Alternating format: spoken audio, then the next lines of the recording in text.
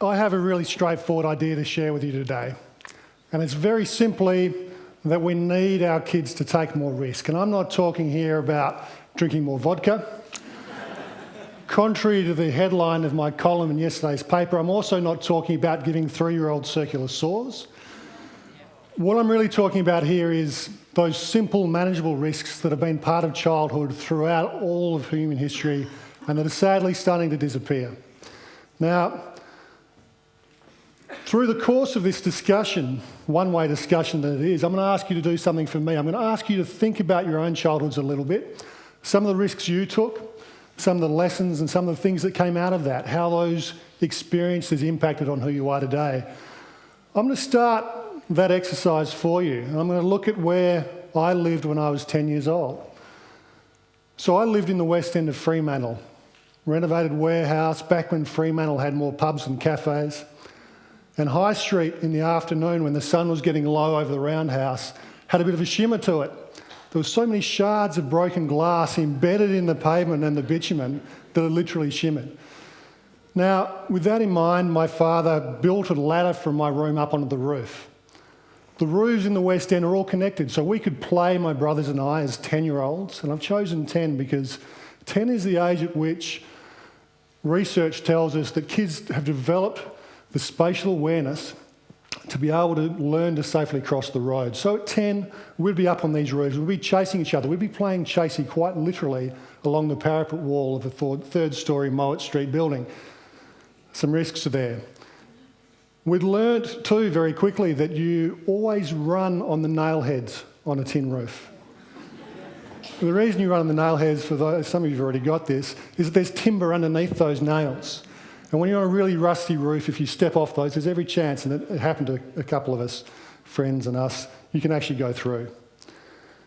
We would also be at the South Mole at the edge of the Fremantle port, catching fish, going for crabs, little rock crabs you can't eat. Fishing, let's think about that for a minute. What are the requirements of fishing? What do you need? You need a knife, don't you? You need to catch your bait. You need a barbed hook. You need unfenced water. We'd be down at Victoria Quay, a working port, and we found that there's a little jetty underneath the main jetty. So all the big ships would be coming in, and we'd be down underneath and we'd be looking for water rats. Because water rats are fierce things with red eyes and teeth like daggers and tails like baseball bats. And we never saw one.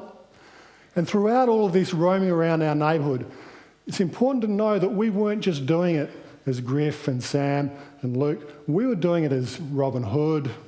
You know, we were Tom Sawyer, going through all these creative games as kids do when they're free to roam. We'd also be down the fishing boat harbour in amongst the diesel swill, paddling around.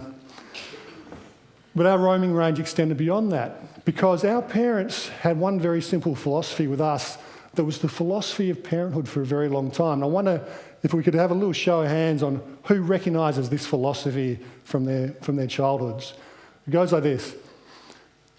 Go outside and be home by dark. That was the mantra of good parenting up until very recently.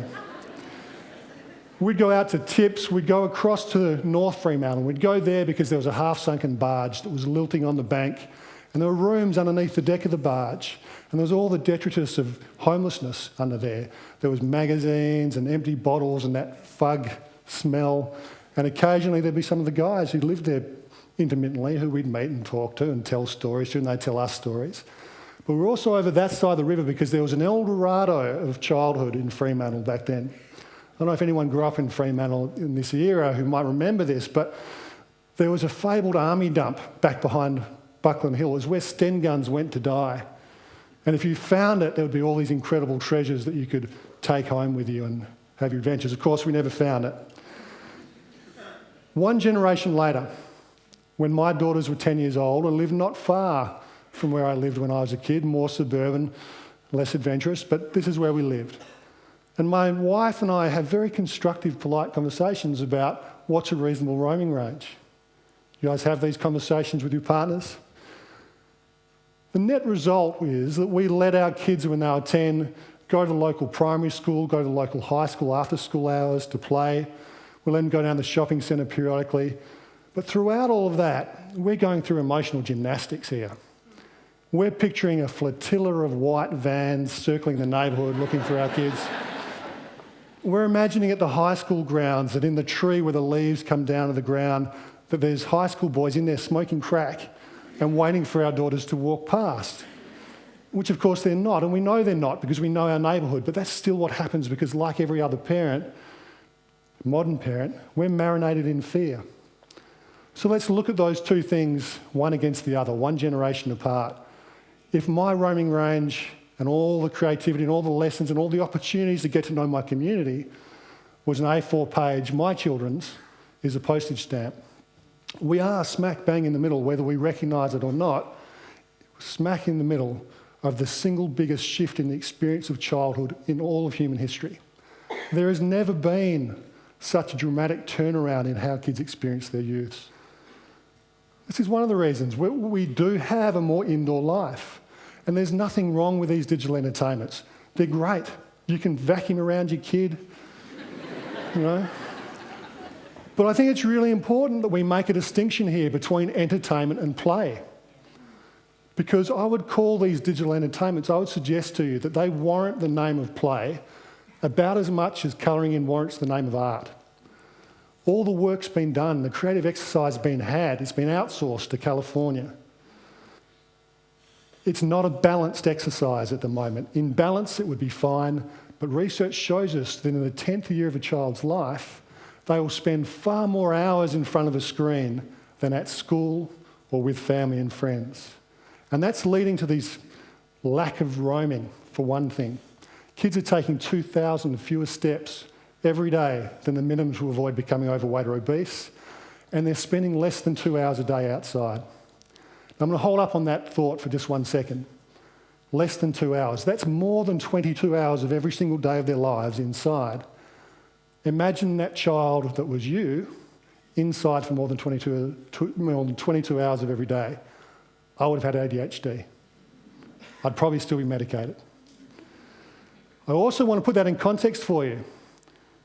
In Western Australia, our maximum security prisoners have to, by law, spend 2 hours or more outside every day. Our children spend less time outside than our maximum security prisoners. We have actually put them under protective house arrest. So why the change? What's happening? Well, imbalanced use of technology is one of the reasons. Time pressures on families are changing. We're working more between all the members of the family. We've got a changing understanding of our community. We don't know our neighbours as well as we once did. Perceptions of risk. This is a big one.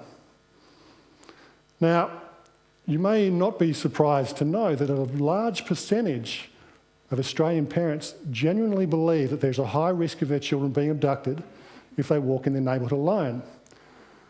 I suggest that if you actually asked those parents, they would probably tell you that they know the real likelihood is very low. But we have this embedded fear. We're also worried about our children injuring themselves.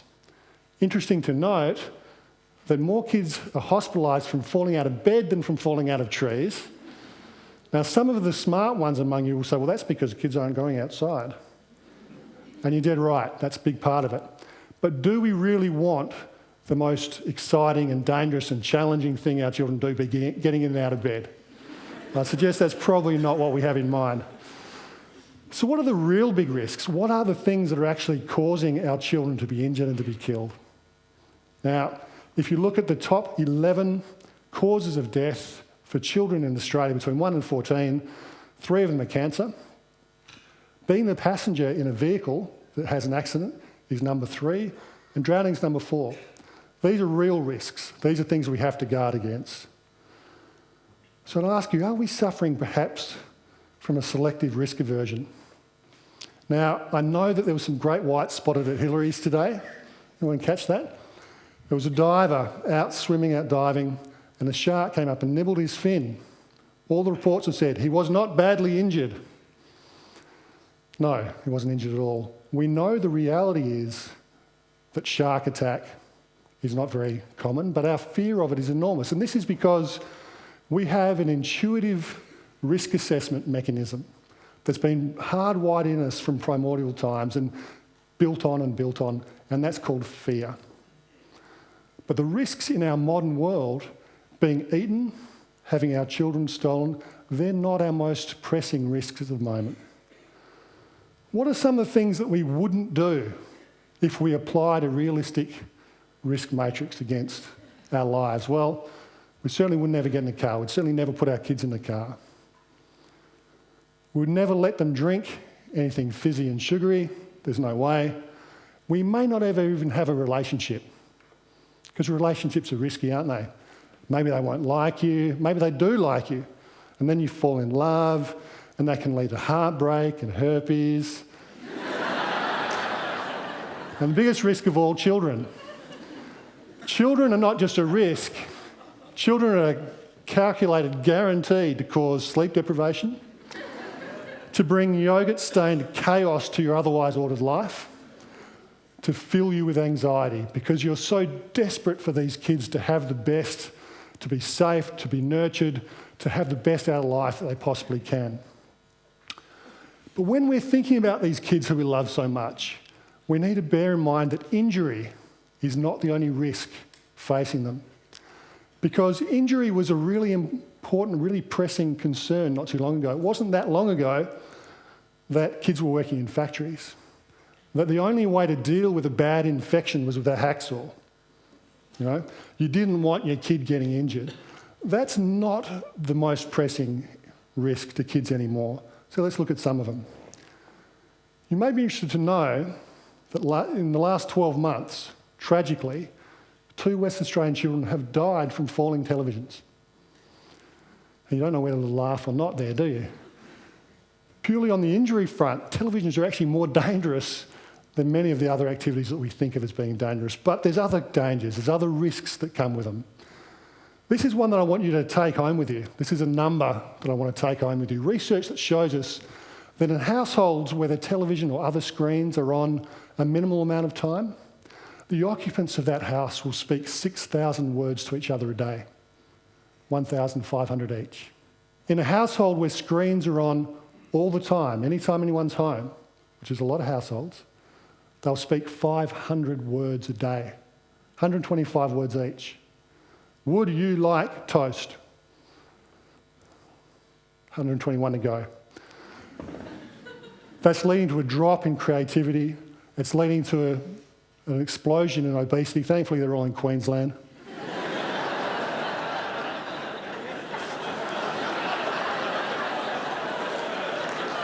14% of our kids are also suffering from mental health disorder. So what really is risk? We need a broader definition. Risk, as defined by the International Standards Organisation, and this is a great definition, is the effect of uncertainty on objectives. That's important. It involves threats and opportunities, and it makes us ask this question: what are our objectives for our children? What are our objectives? What do we want to have happen? We don't just want them to be safe. We also want them to be connected and loved. We want them to be competent and capable. We want them to be ready to deal with a complex world, and we want them to be resilient. Threats, negative risks, opportunities, positive risks. Positive risks are playing with sticks, the creativity that comes from that. The first time you ride your bike and you pull the brake on too hard down a sandy corner and you come off, and you hurt your leg, and you learn about what it feels to be out of control, and you don't want to go there again. Those are the positive risks. And the world needs them, these people, desperately, because that's the bedrock of innovation and leadership. We don't want risk-illiterate children. The innovators, the risk-takers will be the innovators. They are the people who are going to be confident and ready to move beyond the standard answers and solve the pressing questions. A cure for cancer. How do we deal with climate change? It'll be the risk-takers, the positive risk-takers that do that. I'll leave you with one last thought. It is absolutely true that every child must feel safe to thrive. But it's also true that sometimes they have to feel brave. Thank you very much.